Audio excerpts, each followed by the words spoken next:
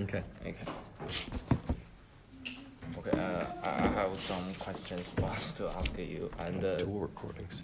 Stereo. yeah. One over here. One over there. Mix them together. Okay. Circle wheels. Yeah. Okay. The first question is how do you describe the trust? Can you answer from the organization or interpretation accept? Trust. Yeah. From organizational or interpersonal? Interpersonal accept. Okay. So in general, I think trust is the same thing. Yeah. Trust is when we feel like if we do something, we're going to be supported, we're not going to be betrayed, that a person can be relied upon. So when I talk about trust, one of the key things is time. To trust somebody, you have to have spent some time with them, interacted with them, and then you can learn more and make judgments about them. And I think it also then has to do with our past experiences with them. So it is possible to build a very strong bond in a short period of time. Like in a crisis situation, somebody could save your life, or you could experience something, and you could begin to trust them very quickly. But at the same time, usually it's based on how much we know somebody, how much time we've spent with somebody. In the sense of the organization, it's really, I think, the same thing, except that in the organizational sense, trust is exhibited by, respect that we get from our colleagues and from our supervisors, and trust is often exhibited by how much leeway we're given, let's say if we're a manager. But I guess the simple answer is I think trust is the same thing. If I said what constitutes trust, it's going to be time, experience, the ability to rely on somebody to do something. Those are the kinds of things that I think would be characteristics of it. Okay, thank you. And the next question is, how important is trust in organizations? In general, I think it's quite high. It's important. Okay, there are certain kinds of things that trust isn't as important as something like just respect, treating people with respect and kindness. So there are certain kinds of jobs where most people don't expect to stay there forever. Like when you're young and you take a job working at a store or something, you're not expecting to stay there forever. The people treat you fairly. If they don't, rip you off. They give you your pay. They help you out. They're nice to you. Trust isn't. I think trust will grow, but I don't think trust is that important in a context like that. But conversely, in a situation where you're a professional and you need to rely on your colleagues to do their part, and you need to rely on your colleagues to give you good information and stuff like that, trust, I think, becomes more meaningful in a situation like that. So I think it's relevant, but I just think it becomes more significant in certain kinds of settings. I don't know if that answers your question. Okay, thank you. And the second question, I have a classmate which comes from Thailand. Mm-hmm. He once said he didn't trust his government. He says many times you said it. Yeah, I think it's amazing because he said everything which his government said is a liar, is a lie. So how do you think about this situation? The people don't trust the government. Well, there's a whole bunch of variables there. I mean, trust in government has declined over the last 50 years. The high in government trust, I think the highest it ever was maybe like 65 or 70%. I mean, so it's not something that's universally high. It also depends on the country. So trust in one country can be higher than trust in another country. So in the case of the U.S., for example, to be honest, I don't trust my current government at all. Okay, I think that the current administration has undermined basic rights and has done a lot of things to make the country less safe and stable. But I trust the civil society. Okay, so civil workers, government workers who are not in there because of the political leader, but that's their careers. That's the basis of what most government is based on, our career employees. And the military is also part of that. And there are, in some cases, the military serves as an arm of the government. But in other cases, the military acts as a moderating force. Like in Turkey, for example. I've had military officers from Turkey. The Turkish military consists largely of people with master's degrees and PhD degrees from Western universities, and they're very much a moderating force to what the government wants to do. And they had a failed coup recently, and in Turkey that the people who were trying to enact the coup were trying to take over military control, but in this case, Turkey would have been one of those few cases where the military is not looking to take control of the government to get their own way. They're actually looking to take control of the government to stabilize the country. So my point is that that in terms of trust in the government, there's politicians, and then there's civil society, and then there's things like the military, and then there's other kinds of things.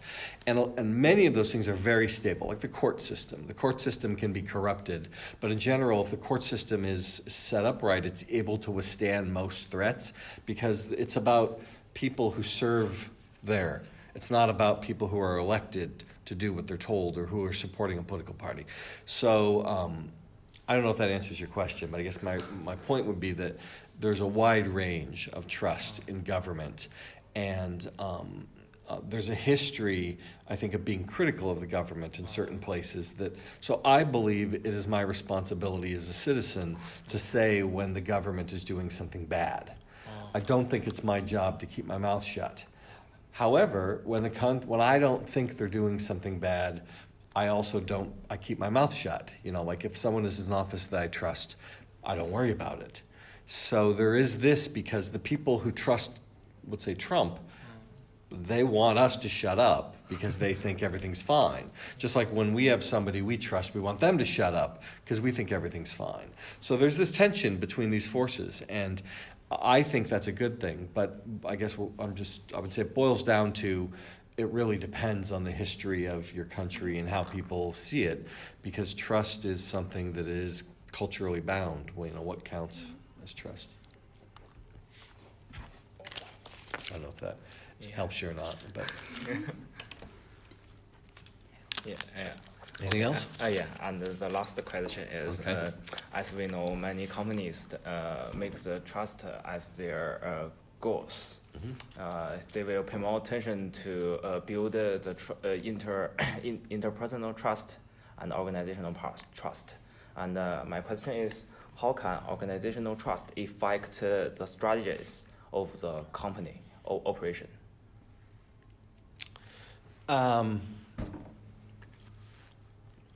So, first off, there has to be you have to have a tradition, a history of it. So the company, now it could be established. Someone could come to a company that people don't trust each other and there's conflict, and they could establish a trusting environment. But in general, you need to have that trusting environment first. You need to have a stable environment where you, for example, feel like if you say something, you're not going to be fired, or you're not going to be demoted or lose your job because of disagreement. So creating that stable environment is hard. One of the first things that managers and leaders do is to get rid of people, and sometimes that's actually good. Obviously, nobody likes getting fired, but sometimes if you can get rid of there are people who are troublemakers. There are people they have a name for it, toxic, right? Toxic employees who are always negative and always talking bad about the company and always discouraging people. And so sometimes if you get rid of those toxic people, you can change the climate. Other times there's always that risk, like, are they toxic? Like sometimes they're saying something important and getting rid of them isn't a good idea. But I guess my answer would be that if you can establish that environment where you have trust, then people can actually ask important questions.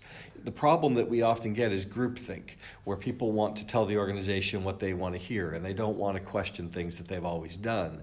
And when we learn something new, like I said today, if you discover that you're wrong, you should accept that you're wrong and fix it and not be wrong in the future, instead of pretending that you're right and telling everybody to shut up that you're right. So an organization that's based on trust and creates a trusting climate inside can actually make better decisions, can make harder decisions, can maintain consistent standards because they have people who buy into the idea and who are supported for it. Versus where there's no trust, where people won't say something when something is wrong and won't contribute their ideas because they're afraid. So the trust climate can really make the organization stronger, but it has to be real. Like if you know you'll get fired for saying, like I've worked in places where they basically said, you know, you got something to say? Because if you do, I'm going to fire you. You know, I've worked in places where they basically threatened to fire people if they open their mouth. That's not a place you want to work. And that's not a place you're going to be loyal to. And that's not a place you're going to support. And that's not a place you're going to help.